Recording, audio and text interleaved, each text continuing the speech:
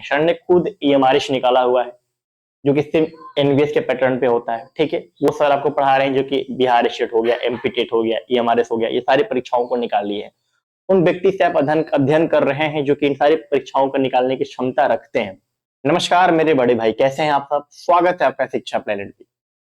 तो कुछ ही दिन पहले एनवीएस ने अपना कैलेंडर जारी किया था कि किस तरीके से वो आने वाले समय में और इस साल भी वो किस तरीके से जो टीचर रिक्वायरमेंट की प्रक्रिया है उसको पूरा कराएगा। आज की इस वीडियो में हम music teacher, NVS music teacher की पूरी डिटेल को देखेंगे। योग्यता क्या है, बीएड सीटेट का क्या मामला है, चयन प्रक्रिया क्या है, एग्जाम पैटर्न क्या है, आयु सीमा क्या है, पूरी डिटेल में इस वीडियो में हम चर्चा करेंगे। ठीक है, तो आगे बढ़ते हैं। वीडियो को अभी से आप लोग लाइक वगैरह कर लीजिए। ये चैनल पूरी तरीके से संगीत वाले छात्रों के लिए डेडिकेटेड है। ठीक है, तो आप सब्सक्राइब करके रखिए। एनवीएस म्यूजिक टीचर की प्रिपरेशन बेस्ड चैनल पर आपकी हो जाएगी। आगे बढ़ते हैं, डिटेल में चर्चा करते हैं।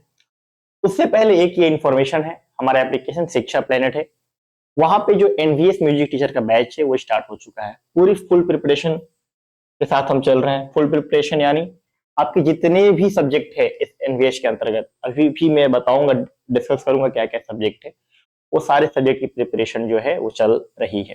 ठीक है, क्लासेस उनमें से कुछ सब्जेक्ट की शुरू भी हो चुकी है, तो आप ये बैच जो है उसको ज्वाइन कर सकते हैं। डिस्क्रिप्शन में इसका फुल डिटेल आपको मिल जाएगा। ये सारी चीजें आप यहाँ पे देख ही रहे हैं। कुछ भी परेशानी हुई, दिक्कत हुई इस बैच से रिलेटेड, तो नीचे नंबर स्क्रॉल कर रहा है, वहां से आप संपर्क भी कर सकते हैं। ठीक है, आगे बढ़ते हैं। ये कुछ कैलेंडर था जो कि एनवीएस ने जारी किया था इसी महीने 8 तारीख को। ठीक है, देखते हैं इसको। तो इसमें कुछ इंफॉर्मेशन था किस तरीके से आगे चल के वैकेंसियां जो है फिल होने वाली है, क्या प्रक्रिया रहने वाली है। तो ये कुछ नोटिफिकेशन था एंड इसका जो निचोड़ है वो मैं आपके लिए लेके आया हूं, उसको जरा देखते हैं। ठीक है, चलिए तो इसको जरा देखते हैं हम लोग। तो यहाँ से कुछ इंपॉर्टेंट डेट्स जो है जो आपके लिए मैं निकाल के ले आया हूँ। सबसे पहले अगर फॉर्म की बात करें कि फॉर्म कब से स्टार्ट होगा, फॉर्म की अगर मैं बात करूं तो जो आपका फॉर्म है वो 15 जुलाई से स्टार्ट हो जाएगा फिल होना और 15 अगस्त तक फिल होगा। ठीक है, उसके बाद जब मैं बात करूं कि एग्जाम डेट क्या है, आपने फॉर्म फिल कर दिया, उसके लमसम 1.5 महीने बाद आपका एग्जाम हो जाएगा। 30 सितंबर को आपका इसका एग्जाम होगा। ठीक है, अगर अक्टूबर रिजल्ट की बात करूं तो अक्टूबर में आप यानी 30-31 अक्टूबर के आसपास जो है आपका ये रिजल्ट दे देंगे। ध्यान रहेंगे कि ये जो रिजल्ट है इसके बाद भी आपका एक एग्जाम होता है, क्योंकि एनवीएस में थ्योरी के साथ साथ आपका प्रैक्टिकल एग्जाम भी होता है। तो ये जो है थ्योरी का रिजल्ट मिलेगा, उसके बाद आपका स्किल टेस्ट होगा, इंटरव्यू प्रैक्टिकल वगैरह होगा, उसके बाद आपका फाइनल मेरिट लिस्ट आगे डिस्प्ले होगा, उसके ऊपर भी हम बात करेंगे। तो यहाँ पे आप देख सकते हैं, अगर आप देख पा रहे होंगे तो फाइनल जो लिस्ट है 31 दिसंबर को ये आ जाएगा और 30 नवंबर को जो है आपका प्रैक्टिकल एग्जाम होगा। तो इसमें एक और चीज आप ऐड करना चाहते हैं तो ऐड कर लीजिए, 30 नवंबर को आपका प्रैक्टिकल का एग्जाम हो जाएगा। ठीक है, उसके बाद जो फाइनल मेरिट लिस्ट है वो 31 दिसंबर को शुरू हो जाएगा, मिल जाएगा। और इसके बाद जो है आपकी जो कॉल लेटर है, ज्वाइनिंग की प्रक्रिया है 31 दिसंबर से शुरू हो जाने वाली है, क्योंकि यहाँ से आपका फाइनल मेरिट लिस्ट जो है प्रैक्टिकल एग्जाम के बाद और थ्योरी एग्जाम के बाद वो सारी चीजें 31 दिसंबर 2024 तक क्लियर हो जाएंगी। ठीक है, तो ये कुछ इंपॉर्टेंट डेट्स थे, इनका स्क्रीनशॉट आप लेके रख लीजिएगा। ठीक है, आगे हम बढ़ते हैं और भी चीजों पे हम डिस्कस करते हैं। देखिए ये एग्जाम पैटर्न है। अगर एग्जाम पैटर्न की बात करूं तो टोटल 6 हिस्सों में आपका एग्जाम पैटर्न डिस्ट्रीब्यूटेड रहता है। आई होप कि आप चीजें देख पा रहे होंगे। अगर आप नहीं देख पा रहे थोड़ा सा मैं ब्राइटनेस को कम कर देता हूँ। ठीक है, अब जरा देखिएगा, जिसमें 10-10 नंबर के 4 पार्ट होते हैं। इस चीज को देखिएगा। रीजनिंग आपका रहता है 10 question, general GK GS 10 question, computer से आपके 10 क्वेश्चन पूछे जाएंगे और टीचिंग एप्टीट्यूड से 10 क्वेश्चन पूछे जाएंगे। ये टोटल मिला के आपके हो जाते हैं 40 प्रश्न। ठीक है, उसके बाद डोमेन नॉलेज, यहां से आपके दो हिस्से देखने को मिलेंगे।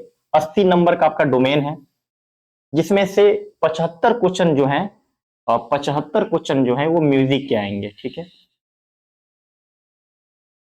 5 नंबर का जो क्वेश्चन है आपका न्यू एजुकेशन पॉलिसी से आएगा। तो आप देख सकते हैं कि म्यूजिक का बहुत ज्यादा वेटेज है, और इसी वजह से जो हमने लाइव क्लासेस, मतलब जो हमारी बैच स्टार्ट हुए हैं उसमें म्यूजिक का जो है हमने लाइव क्लास रखा है, क्योंकि म्यूजिक का बहुत वेटेज है। तो मंडे टू फ्राइडे म्यूजिक की लाइव क्लासेस 8:30 बजे चलती हैं।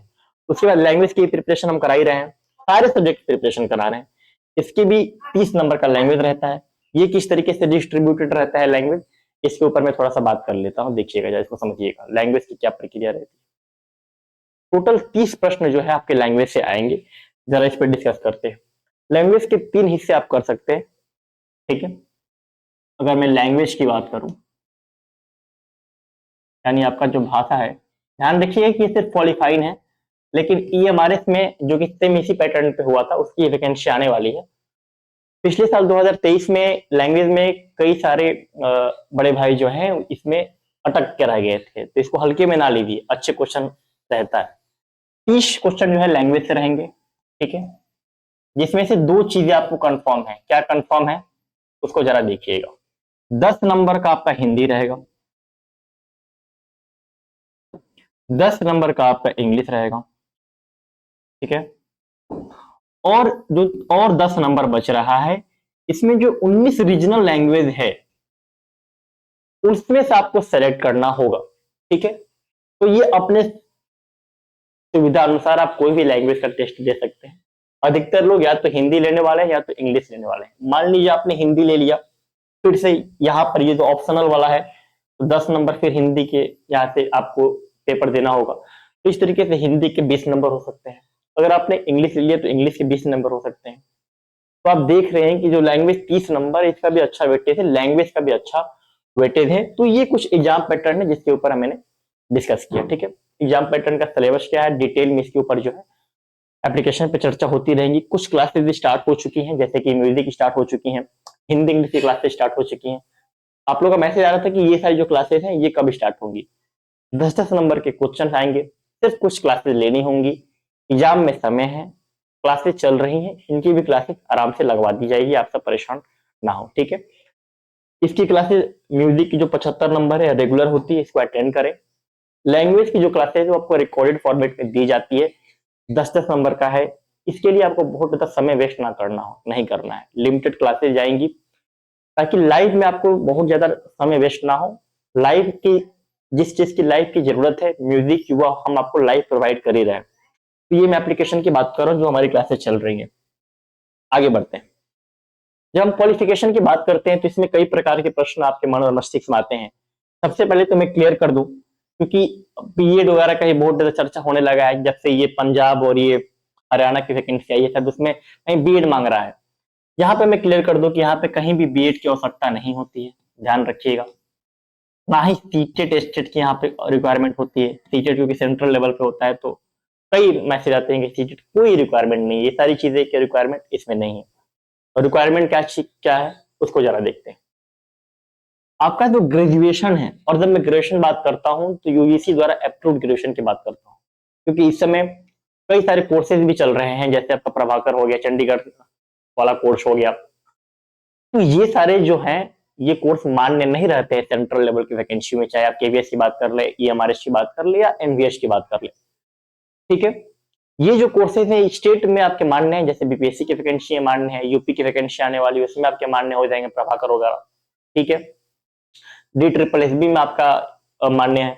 बट एनवीएस की बात करें, केवीएस की बात करें, और ईएमआरएस की बात करें, सेंट्रल लेवल की बात करें, तो ये जो स्पेशल कोर्सेज होते हैं उसकी मान्यता नहीं दी जाती है। किस कोर्सेज की मान्यता दी जाती है? सिंपल सी एक बात है, ग्रेजुएशन में एक सब्जेक्ट आपका म्यूजिक होना चाहिए, और मेन सब्जेक्ट के रूप में होना चाहिए। ऐसा नहीं कि आपने कभी उसको स्किल में पढ़ लिया, कभी कुछ और में पढ़ लिया, ऑप्शनल में पढ़ लिया, ऐसा नहीं होता है। मेन सब्जेक्ट में होना चाहिए, ध्यान रखिएगा। ठीक है, चाहे आप ऑनर्स की हो चाहे कुछ भी की हो, मैं लिख दे रहा हूँ। देखिए, अगर मान लीजिए आपने बीपीए किया हो, सबसे बढ़िया कोर्स।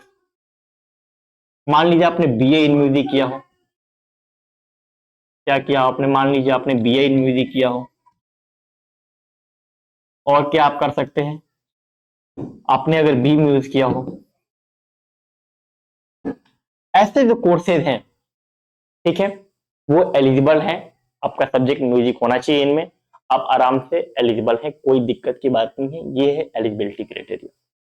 ठीक है, प्रभाकर वगैरह की मैंने लगता नहीं है, थोड़ी दिक्कत वाली बात है, उसके लिए हम लोग हमेशा सजेस्ट करते हैं म्यूजिक में अगर आप कुछ करना चाहते हैं तो बेटर है कि ये सारी डिग्री कर लें, हर जगह एलिजिबल रहेंगे और कुछ एक्स्ट्रा बेनिफिट आपको म्यूजिक में मिल ही जाएगा। तो अगर आप म्यूजिक से आगे बढ़ना भी चाहते हैं तो ऐसे कुछ कोर्सेज हैं, ये करिए, हर एक अच्छे कॉलेज में ये कोर्सेज आपको मिल जाएंगे। आगे बढ़ते हैं हम लोग, बात करते हैं चयन प्रक्रिया के बारे में। इसमें कुछ नहीं है, इसलिए हेडिंग बनाया हूं क्योंकि इसमें प्रैक्टिकल एग्जाम होता है, इसको ध्यान रखिएगा कि एमआरएस में क्या है कि सिर्फ और सिर्फ आपका थ्योरी होता है, यहाँ पे तो थ्योरी तो होता ही है, थ्योरी का एग्जाम आपका होगा ही, 150 प्रश्न आएंगे ही आएंगे टोटल में। उसके बाद आपका इसमें प्रैक्टिकल का भी एग्जाम होता है, प्रैक्टिकल कह लें, इंटरव्यू कह लें, स्किल टेस्ट कर लें, तो ये भी होता है, ध्यान रखेंगे एनवीएस में। अभी तक ईएमआरएस में नहीं हो रहा है, आगे चल के ईएमआरएस में भी होने लगेगा, इतना यकीन रखिए। तो एनवीएस में प्रैक्टिकली प्रॉपर होता है। एज की बात करें तो एज में टीजीटी की मैं बात करूं, ठीक है, तो एज आपका 35 रहना चाहिए मैक्सिमम। अब कुछ केसेस में जो है इसमें छूट भी मिलती है, जैसे फीमेल कैंडिडेट हो गया वगैरह हो गया, कैटेगरी सर्टिफिकेट अगर आप लगा रहे हो, बीसी एसटीएस वगैरह, तो इसमें आपको छूट मिलता है एज में भी, इसको भी आप ध्यान रखेंगे। तो ये चीजें और ज्यादा क्लियर हो जाएंगी जब प्रॉपर नोटिफिकेशन आएगा। अभी तो सिर्फ कैलेंडर जारी हुआ है, प्रिपरेशन में आप सब लगे हुए हैं, तो एज 35 के आसपास है, बढ़िया है। कोई कैटेगरी से बिलोंग करते हैं तो इसमें आपको जरूर रिलीफ मिलेगा, फीमेल कैंडिडेट है तब भी आपको रिलीफ मिलेगा। बता इसलिए नहीं रहा हूं क्योंकि वो कभी कभी चेंज होता रहता है, ठीक है। तो जब क्लियर नोटिफिकेशन आएगा तो एज के ऊपर एक और वीडियो मिल जाएगा, प्रॉपर चर्चा हो जाएगी। इस चैनल पे प्रॉपर क्लासेस चल रही हैं, सुबह 10 बजे से भी क्लासेस चल रही हैं म्यूजिक की, शाम को 5 बजे भी चलती हैं, लाइव क्लासेस चलती हैं। यूट्यूब की बात कर रहा हूं, एप्लीकेशन की नहीं। एप्लीकेशन पे तो रात में 8:30 बजे तक क्लासेस चलती हैं। कहने का मतलब है कि पूरी तरीके से चैनल संगीत को डेडिकेटेड है, अच्छी प्रिपरेशन कराई जा रही है। इसका जो डेमो लेक्चर, अगर आप डेमो लेक्चर की बात करेंगे तो डेमो लेक्चर भी जो है वो भी इसको ले लिया गया, आप देख लीजिएगा। हालांकि क्लासेस रोज हो रही है यूट्यूब पे, तो आप लाइव ही ज्वाइन करके देख देख सकते हैं कि जो सर है वो कैसे पढ़ा रहे हैं। सर ने खुद ईएमआरएस निकाला हुआ है जो कि सिर्फ एनवीएस के पैटर्न पे होता है, ठीक है। वो सर आपको पढ़ा रहे हैं जो कि बिहार स्टेट हो गया, एमपी टेट हो गया, ईएमआरएस हो गया, ये सारी परीक्षाओं को निकाल लिए है। उन व्यक्ति से आप अध्ययन कर रहे हैं जो कि इन सारी परीक्षाओं को निकालने की क्षमता रखते हैं, तो लेवल में और टीचिंग में कोई आपको प्रॉब्लम नहीं होगी, इस बात की आप एश्योरिटी रखिए। अभी तक के लिए बस इतना ही। टेलीग्राम लिंक जो है वो डिस्क्रिप्शन में मिल गया है, जरूर से जरूर उसको ज्वाइन करिए आप सब, ठीक है। अभी तक के लिए बस इतना ही। कुछ भी प्रॉब्लम हुआ, कुछ भी कंफ्यूजन हुआ, कुछ पूछना हो तो नीचे कमेंट करिएगा। बहुत बहुत धन्यवाद।